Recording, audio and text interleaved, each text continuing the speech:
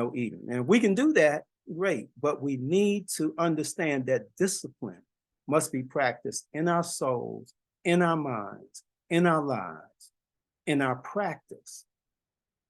And not to show off, but to discipline ourselves for the difficulties we'll have with each other and everybody else. So regular fasting and meditation, breathing, exercise like what they advised us in earlier. That was a rudimentary yoga breathing technique.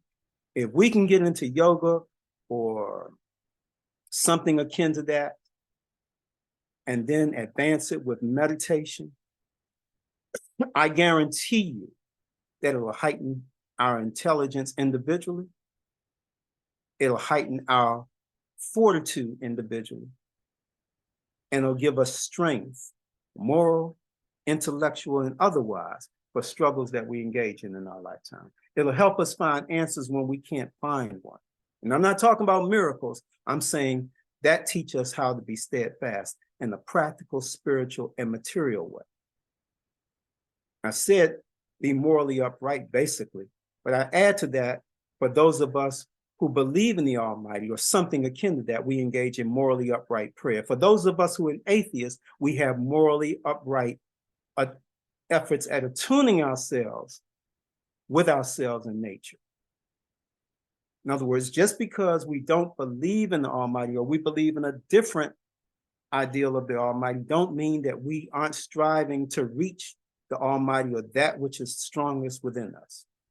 We practice selflessness. That's a very important practice that we have to engage in. Also, we respect all comrades, and we demand the same from all of our comrades, that they respect us individually. Hear me. We respect all of our comrades under all circumstances, and we demand the same. Then add to that something that Dea might be surprised at hearing from me, but we respect our enemies, and we absolutely demand the same from our enemies. Okay, so we deal with that, and now we go to point 11. Again, part of the self-preparation. We need to ensure as best we can, if we can, that we have a livelihood that provides for ourselves, our family, and our obligations. We can't do it, we can't do it. But we're not aiming for poverty. You know, Mahatma Gandhi made sure in his struggles that the broader Indian community gave him business as a lawyer. He charged low fees, but he guaranteed himself that he would get business from them, and they guaranteed him patronage so that his wife and children would never be wanted. We aim for something good, not for poverty, but we ain't afraid of poverty. We're not aiming for profit. I mean, we have a business, of course we aim for profit, but in our political struggle, we're not aiming for profit or self-aggrandizement. However, we try as best we can to guarantee our family and those we're responsible for. We try as best we can to guarantee them food, shelter, and well-being.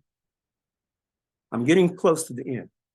We remember that this is our aim and struggle, to provide all of our people well-being, food, shelter, education.